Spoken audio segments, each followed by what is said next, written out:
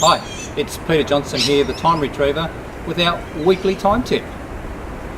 It's Monday morning, beautiful, sunshine, start of the week, you're in the office. But answer a question.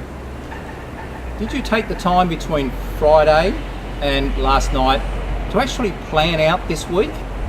Take the time to set aside what days you're actually going to do specific activities. I know generally the answer from probably 95% of business owners is no, I haven't.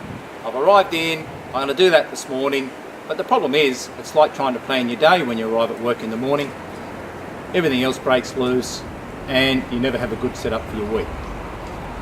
So our tip is between Friday and Sunday evening, take 30 minutes to actually sit down and plan out next week. In that, you look at each day. You have your diary, you have a to-do list of things that you want to do for the week, not the little fiddly things, the important things. Now those things that we talked about before in the 90 minutes a week and that you struggle to get done. The important things that are aimed at achieving the future things you want to achieve in your business, that's the list of things you want to work with at this point in time. And what you do is you look at your diary, you look at the plans you've already got in there for the week. Now, this is not just business, this is personal and business, because your whole week encompasses your whole life, not just your business.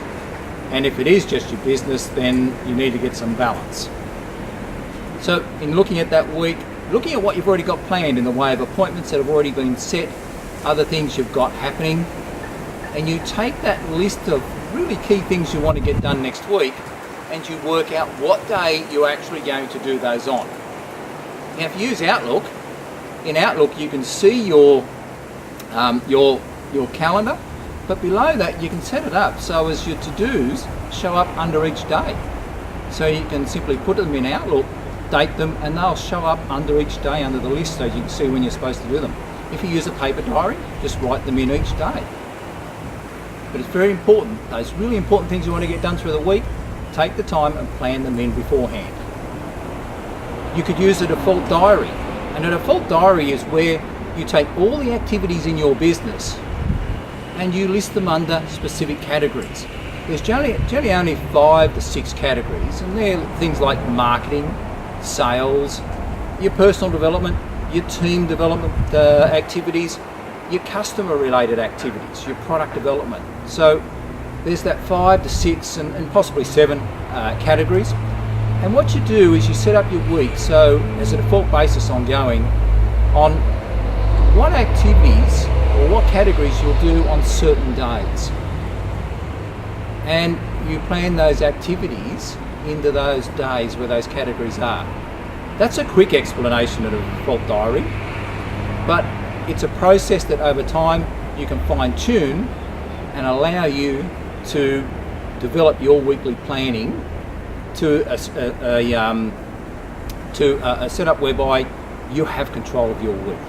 Most people run through the week without any control. If you want to have really good control and feel empowered about how you're running your business, take the time to plan your week. Now, if you'd like to find out a little bit more about it, simply visit our website, and on the bottom left-hand side of our homepage, you can see a link where you can click and access a copy of the Time Retriever, a complete time management system. So take your time and have a look, but the key is take the time between Friday and Sunday evening, just 30 minutes, to plan your week ahead.